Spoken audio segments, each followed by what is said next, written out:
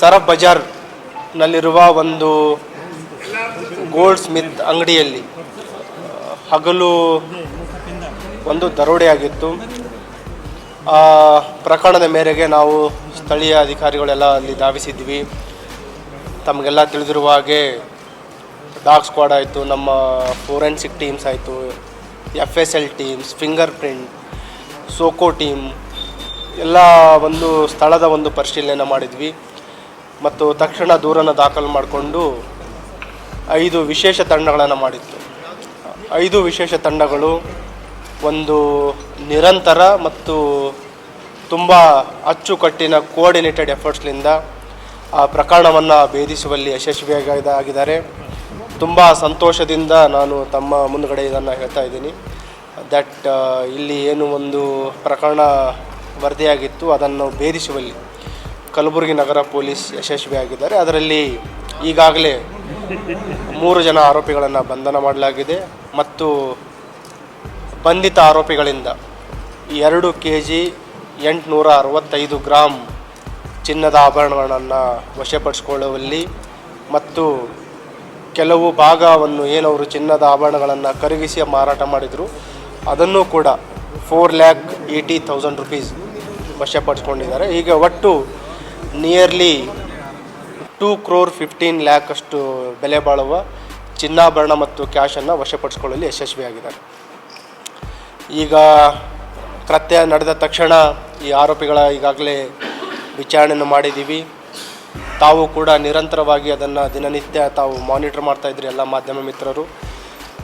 ಅದೇ ರೀತಿ ನಮ್ಮ ಅಧಿಕಾರಿಗಳು ಕೂಡ DCP law and order, DCP crime, ACP south, ACP north suburban, ACP ಸನ್, ACP CCB, ACP ಟ್ರಾಫಿಕ್ ಮತ್ತು ಎಲ್ಲ ಇನ್ಸ್ಪೆಕ್ಟರ್ಸ್ ಮತ್ತು ಎಲ್ಲ ಸ್ಟೇಷನ್ಗಳ ಕ್ರೈಮ್ ಟೀಮ್ ನಿರಂತರವಾಗಿ ನಾವು ಅದನ್ನು ಬೆಳಗ್ಗೆ ಮತ್ತು ಈವ್ನಿಂಗ್ ರಿವ್ಯೂ ಮಾಡ್ತಾಯಿದ್ದೀವಿ ಮತ್ತು ಪ್ರೋಗ್ರೆಸ್ ಮಾಡ್ತಾಯಿದ್ದೀವಿ.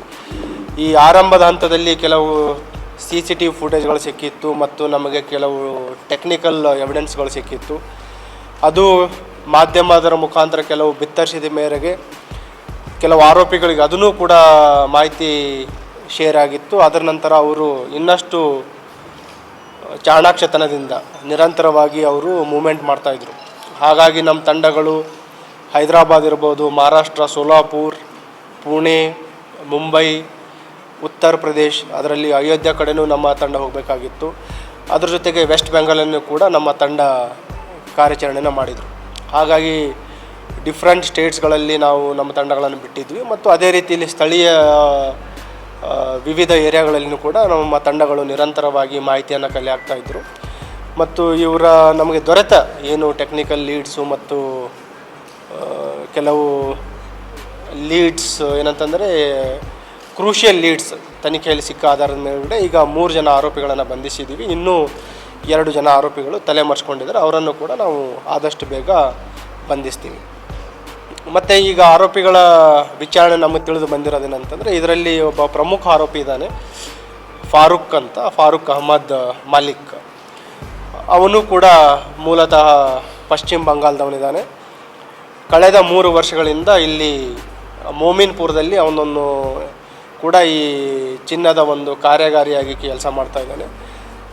ಕಳೆದ ಒಂದು 3-4 ತಿಂಗಳುಗಳಿಂದ ಅವನ ಅಂಗಡಿ ಸರಿಯಾಗಿ ನಡೀತಾ ಇಲ್ಲ ಮತ್ತು ನಿಯರ್ಲಿ 37 to 40 lakh ಅಷ್ಟು ಲಾಸಲ್ಲಿದ್ದಾನೆ ಅವನು. ಸೊ ಅವನಿಗೆ ಒಂದು ಐಡಿಯಾ ಬರುತ್ತೆ, ಈಗ ಏನು ಈ ಅಂಗಡಿ ಇದೆ ಯಾರ್ದು ಈ ಮೋತಿಲಾಲ್ ಗೋಲ್ಡ್ ಶಾಪ್ ಏನಿತ್ತು, ಈ ಮಾಲಿಕ್ ಜ್ಯುವೆಲರ್ಸ್ ಅಂತ ಸರಫ್ ಬಜಾರಲ್ಲಿ, ಅವನ ಬಗ್ಗೆ ಅವನಿಗೆ ಐಡಿಯಾ ಇರುತ್ತೆ. ಇವನು ಹೋಲ್ಸೇಲ್ ಚಿನ್ನದ ಆಭರಣಗಳನ್ನು ತಯಾರಿ ಮಾಡಿ ಅಲ್ಲೆಲ್ಲ ಅಂಗಡಿಗಳಿಗೆ ಸಪ್ಲೈ ಮಾಡ್ತಾನೆ. ಅದಕ್ಕೆ ಅವನಿಗೆ ಒಂದು ಐಡಿಯಾ ಬರುತ್ತೆ, ಇವನ ಹತ್ರ ಒಂದು ಅಂಗಡಿಯಲ್ಲಿ ನಾವು ಈ ಕಳ್ಳತನ ಮಾಡಿದರೆ ಏನಿಲ್ಲ ಅವನು ಸಾಲ ಇದೆ ಅದನ್ನು ತೀರಿಸ್ಕೊಳ್ಳಿಕ್ಕೆ ಸಾಧ್ಯ ಆಗುತ್ತೆ ಅಂತ ಇವನ ಪರಿಚಯ ಇರುವಂಥ 2ನೇ ಆರೋಪಿ ಅವನಿಗೆ ಸಂಪರ್ಕ ಮಾಡ್ತಾರೆ.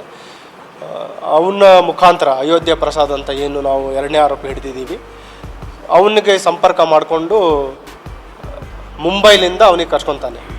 ಉಳಿದ ಆರೋಪಿಗಳೇನಿದ್ದಾರೆ ಅವರು ಮುಂಬೈಲಿಂದ 2ನೇ ಆರೋಪಿಗೆ ಪರಿಚಯ ಇರೋಂಥವ್ರು ಇದ್ದಾರೆ. ಅವರಿಗೆ ಕರೆಸಿ ಇವರೆಲ್ಲ ಪ್ಲ್ಯಾನ್ ಮಾಡೋದೇನಂತಂದರೆ ಒಂದು ಟಾಯ್ ಪಿಸ್ಟಲ್, ಈ ಲೈಟ್ರ್ ಥರ ಇರುವಂಥ ಪಿಸ್ಟಲ್ ಮತ್ತು ಒಂದು ನೈಫ್ ಅದನ್ನು ಕೃತ್ಯಕ್ಕೆ ಬಳಸ್ಕೊಂಡು ಇವನು ಒಬ್ಬನೇ ಇರಬೇಕಾದ್ರೆ ಹೆದರಿಸಿ ದರೋಡೆ ಮಾಡಬೇಕು. ಮತ್ತು ಆರಂಭದ ಹಂತದಲ್ಲಿ ಅವರಿಗೆ ಎಷ್ಟು ಚಿನ್ನ ಇರುತ್ತೆ ಅಂತ ಅವರಿಗೆ ಐಡಿಯಾ ಇರಲ್ಲ. ಅವರಿಗೆ ಭಾಳ ಆದರೆ ಒಂದು 400 to 500 ಗ್ರಾಮ್ ಗೋಲ್ಡ್ ಇರ್ಬೋದು. ಅದನ್ನು ದರೋಡೆ ಮಾಡಿಕೊಂಡು ಶೇರ್ ಮಾಡೋಣ ಅಂತ ಅವ್ರು ಪ್ಲ್ಯಾನ್ ಮಾಡಿರ್ತಾರೆ. ಈಗ ಇದರಲ್ಲಿ ಅವರು ಯಾವ ರೀತಿ ಪ್ಲ್ಯಾನ್ ಮಾಡಿರ್ತಾರೆ ಅದೇ ರೀತಿ ಕಾರ್ಯನೂ ಮಾಡ್ತಾರೆ. ನಿಯರ್ಲಿ 20 to 25 ಡೇಸ್ ಅವರು ಇದಕ್ಕೆ ಕೃತ್ಯಕ್ಕೆ ಒಂದು ಸ್ಕೆಚ್ಚನ್ನು ಹಾಕಿರ್ತಾರೆ. ಈ ಎರಡನೇ ಆರೋಪಿಗೆ KBN ದರ್ಗಾಕ್ಕೆ ಕರೆಸಿ ಅಲ್ಲಿ ದರ್ಶನ ಮಾಡಿದ ರೀತಿ ಕರೆಸಿ ಈ ಅವನ ತೊಂದರೆ ಬಗ್ಗೆ ಚರ್ಚೆ ಮಾಡಿರ್ತಾನೆ ಮತ್ತು ಅಪರಾಧ ಯಾವ ರೀತಿ ಮಾಡಬೇಕು ಅನ್ನೋದ್ರ ಬಗ್ಗೆನೂ ಕೂಡ ಅವರು ಪ್ಲ್ಯಾನ್ ಮಾಡಿರ್ತಾರೆ. ಅದೇ ದಿನ ಬೆಳಿಗ್ಗೆ ನಿಯರ್ಲಿ 9-9:30ಗೆ ಬಂದು ಒಂದು ಸಲ ಪ್ರಿಲಿಮಿನರಿ ರೆಕ್ಕಿ ಮಾಡ್ತಾರೆ. ಮತ್ತು 12ರಿಂದ 12:40 ಗಂಟೆ ನಡುವೆ ಅಪರಾಧವನ್ನು ಮಾಡಿ ಇಲ್ಲಿಂದ ಸೋಲಾಪುರ್ಲಿಂದ ಮುಂಬೈಲಿಂದ ಉತ್ತರ ಪ್ರದೇಶಲಿಂದ ವೆಸ್ಟ್ ಬೆಂಗಾಲ್, ಈ ರೀತಿ ಅವರು ನಿರಂತರ ಮೂಮೆಂಟಲ್ಲಿ ಇದ್ದಿರ್ತಾರೆ. ಒಂದು ಇದರಲ್ಲಿ ಏನಂತಂದರೆ ನಮ್ಮ ತಂಡ ನಿರಂತರವಾಗಿ ಅವ್ರ ಮೇಲೆ ಒತ್ತಡ ಇರೋದರಿಂದ ಮತ್ತು ಅವರ ಚಲನವಲನಗಳ ಮೇಲೆ ನಿಗಾ ಇದ್ದಿದ್ದರಿಂದ ಅವರೆಲ್ಲೂ ಕೂಡ ಏನು ಈ ದರೋಡೆ ಮಾಡಿರುವಂಥ ಚಿನ್ನ ಎಲ್ಲೂ ಅವರು ಡಿಸ್ಪೋಸ್ ಮಾಡಲಿಕ್ಕಾಗಿಲ್ಲ. ಏನು ದರೋಡೆ ಆಗಿತ್ತು ಇಂಟ್ಯಾಕ್ಟ್ ಚಿನ್ನಾಭರಣವನ್ನು ವಶಪಡಿಸ್ಕೊಳ್ಳಲ್ಲಿ ನಮ್ಮ ತಂಡ ಯಶಸ್ವಿಯಾಗಿದ್ದಾರೆ. ಹಾಗಾಗಿ ಪ್ರತಿಯೊಬ್ಬ ಅಧಿಕಾರಿ ಸಿಬ್ಬಂದಿಯವರಿಗೂ ಕೂಡ ನಾನು ಅಭಿನಂದಿಸ್ತಾ ಇದ್ದೀನಿ ಮತ್ತು ಅವರಿಗೆ ಪ್ರಶಂಸನಾ ಪತ್ರವನ್ನು ಕೂಡ ನೀಡ್ತಾ ಇದ್ದೀನಿ. ಏನಾಗಿದೆ, ಫಸ್ಟಿಗೆ ತಮ್ಗೆ ಗೊತ್ತಿರುವ ಹಾಗೆ 2.5ರಿಂದ 3 kg ಆಗಿದೆ ಅಂತ ಅವರು ಹೇಳಿದರು. ಮತ್ತು ಮೆಜಾರಿಟಿ ಅವ್ರ ಹತ್ರ ಇರುವಂಥ ಅನ್ಅಕೌಂಟೆಡ್ ಗೋಲ್ಡ್ ಈಗ ಬೇರೆ ಕಸ್ಟಮರ್ಸ್ ಹತ್ರ ಯಾವುದೇ ದಾಖಲಾತಿ ಇಲ್ಲದೆ ಅವರು ತೆಗೆದುಕೊಳ್ತಾ ಇದ್ದರು. ಆ್ಯಸ್ ಪರ್ ರಿಕಾರ್ಡ್ಸ್ ಅವರು 820 or 830 ಗ್ರಾಮ್ಸ್ ಅಂತ ಅವರು ದೂರನ್ನು ಕೊಟ್ಟಿದ್ದಾರೆ. ಇಲ್ಲಿವರೆಗೆ ನಾವೇನು ತನಿಖೆ ಮಾಡಿದ್ದೀವಿ ಅದರ ಪ್ರಕಾರ ಆರೋಪಿ ಮತ್ತು ವಿಕ್ಟಿಮ್ಗೆ ಯಾವುದೇ ರೀತಿ ನೇರ ಸಂಪರ್ಕ ಇಲ್ಲ. ಡೈರೆಕ್ಟ್ ಪರಿಚಯ ಆಗುವಂಥದ್ದು ಅಥವಾ ಅವರಿಗೆ ಸಂಪರ್ಕ ಇರುವಂಥದ್ದಿಲ್ಲ. ಬಟ್ ಇವನೇನಂತಂದರೆ ಈಗೇನು ವೆಸ್ಟ್ ಬೆಂಗಾಲ್ ಕಲ್ಕತ್ತಾದಿಂದ ಇಲ್ಲಿ ಸುಮಾರು ಜನ ಈ ಗೋಲ್ಡ್ ಕಾರ್ಯಗಾರಿ ಬಿಸ್ನೆಸ್ ಮಾಡ್ತಾಯಿದ್ದಾರೆ. ಮಾಡಿ ಇಲ್ಲಿ ಅಂಗಡಿಗಳಿಗೆ ಸಪ್ಲೈ ಮಾಡೋಂಥವ್ರು ಭಾಳ ಜನ ಇದ್ದಾರೆ. ಅವ್ರಿಗೆ ಈ ಮಲ್ಲಿಕ್ ಅಂತ ಏನು ಸರ್ನೇಮ್ ಇದೆ ಸುಮಾರು ಜನ ಇಲ್ಲಿ ಇದರಲ್ಲಿ ಕೆಲಸ ಮಾಡ್ತಾಯಿದ್ದಾರೆ. ಅವರ ಒಂದು ಗ್ರೂಪಲ್ಲಿರುವಂಥದ್ದು ಏನಂತಂದರೆ ಈಗೇನು ಇವನು ಮೋತಿಲಾಲ್ ಇದ್ದಾರೆ ಅದರಲ್ಲಿ ಅವನು ಜಾಸ್ತಿ ಒಂದು ಹೋಲ್ಸೇಲ್ ಮಟ್ಟದಲ್ಲಿ ತುಂಬ ದೊಡ್ಡ ಮಟ್ಟದಲ್ಲಿ ಬೆಳೆದಿದ್ದಾನಂತ ಅವರಿಗೆ ಐಡಿಯಾ ಇತ್ತು. ಅದಕ್ಕೆ ಅವನ ಅಂಗಡಿಗೆ ಅವನು ರಾಬರಿ ಮಾಡಲಿಕ್ಕೆ ಸ್ಕೆಚ್ ಆಗಿರುವಂಥದ್ದು. ಹೇಳಿದೆ, ಒಂದು ದೊಡ್ಡ ಮಟ್ಟದ ಬಿಸ್ನೆಸ್ ಮಾಡ್ತಾರೆ. ಎರಡನೇದು ಇಲ್ಲಿ ಅಂಗಡಿಯಲ್ಲಿ ಜಾಸ್ತಿ ಹೊತ್ತು ಒಬ್ಬನೇ ಅಲ್ಲಿ ಕೆಲಸ ಮಾಡಲಿಕ್ಕೆ ಇರ್ತಾನೆ ಅಂತ. ಸೊ ಹಾಗಾಗಿ ಆ ಎರಡೂ ಒಂದು ರೀಸನ್ ಇಟ್ಕೊಂಡು ಆ ಅಂಗಡಿಯನ್ನು ರಾಬರಿ ಮಾಡಲಿಕ್ಕೆ ಸ್ಕೆಚ್ ಮಾಡಿರೋಂಥದ್ದು. ಗೋಲ್ಡ್ ಶಾಪ್ ಅವ್ರಿಗೆ ಪರಿಚಯ ಇಲ್ಲ, ಬಟ್ ಗೋಲ್ಡ್ ಶಾಪ್ನ ಬ್ಯಾಕ್ಗ್ರೌಂಡ್ ಅವ್ರಿಗೆ ಪರಿಚಯ ಇದೆ.